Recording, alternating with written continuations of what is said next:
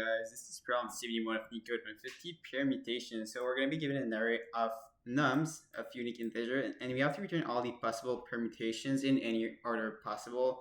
So let's take this pretty obvious example. We have 1, 2, and 3. We know that we can have this template 1, 2, and 3, but we can also permute the 2 and the 3, right? So it's going to give us 1, 3, 2.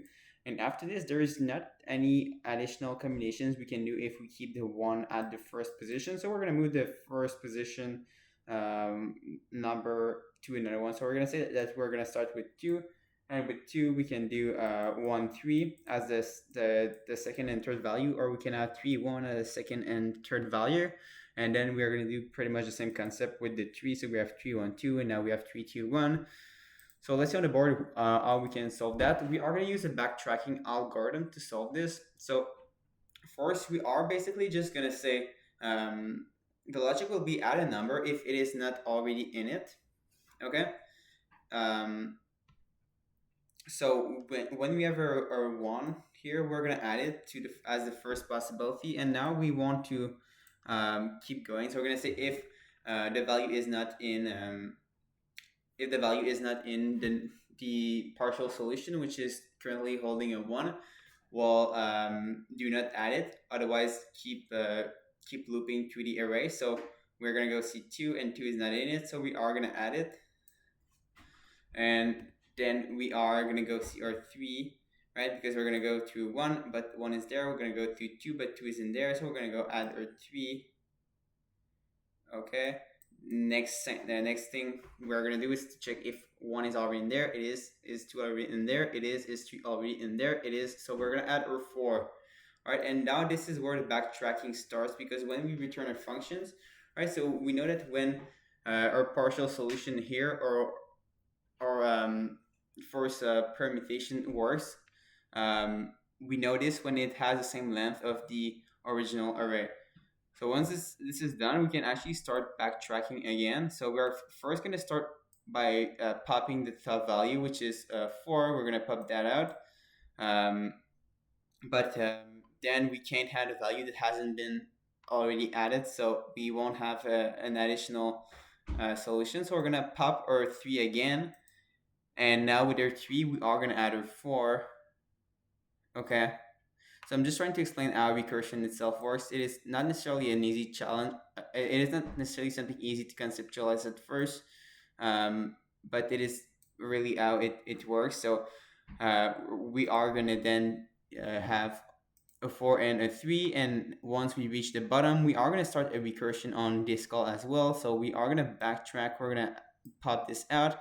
Now we have 4. We can add a 3 since it is the only value in the array that is not in the partial solution, but this is a solution we already found, so we are going to pop this again.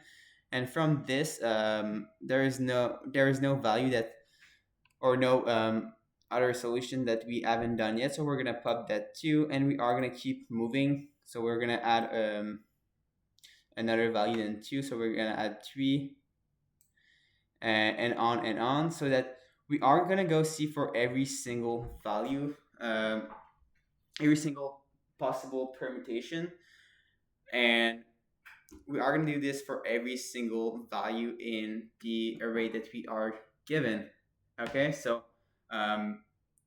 this is how backtracking works. It is a multi-stage process. So let's first create our total answer in our partial solution. So let's call this so, and both will be equal to an empty array at first. And now we are going to create our backtracking function.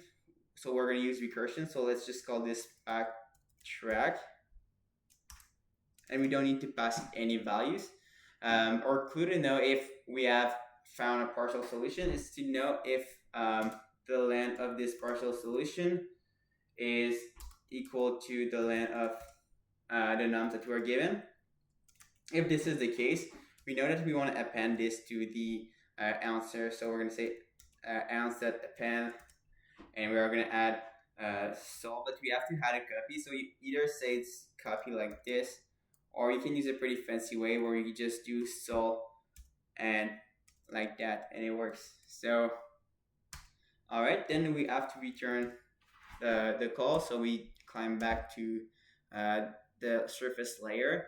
All right. Once this check is done, we want to go for every single number in the num. So we're gonna say for num in nums. All right.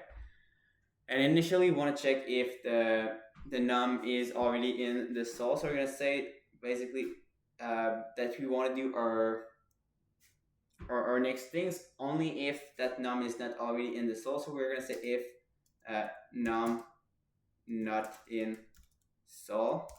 So this is where we want to append to sol that num value. So we're gonna say sol that append with that nums, and then we're gonna start our backtrack function just like this. All right, and now we are going to go through every single possibility for that first num. We know that if we have an array like this, 1, 2, 3, we are going to first start with 1. So our 1 is going to go here, and now it's going to go again in the backtrack function. It's going to go it's going to go check first if its length is equal to the length of num, but its length is going to be equal to 1, and num has a length of 3. So now we're going to pass this check, and then we're going to go for every single num in num. So we are going to check again 1, 2, and 3, but 1 is already in num. So we're going to pass this, and we're going to go to 2. 2 is not already in num, so we are going to add this to the sol, and we're going to go see, we're going to go take another backtrack function. We're going to go see again if the length of the sol, which is 2, is equal to the length of nums. It is not, so we're going to pass this if statement. We are going to go for every single num in the nums. We are going to go see that 1 and 2 are already in it, so we are going to add the last value 3. And now this is where we are going to call this function again, and we're going to realize that we have a length of the length of the sol is actually 3, which is the same length of num. So then we are going to return, and from this return statement, we're going to have 1 and 2, and after the return statement, basically we are going to be right here. So the line after backtrack. So what we want to do after this line, we want to say sol.pop. So we pop the top value. So it means that once we reach this return statement and we have an array or sols that includes 1, 2, and 3, we are going to return with a backtrack. What is cool is that when we have return, we are going to return basically 1 and 2 only. So 3 is going to be removed, and 1 and 2 is going to spawn out of this function. And what we want, and after we the 1 and 2 spawn out of this function, we're going to pop the last value. So we are going to pop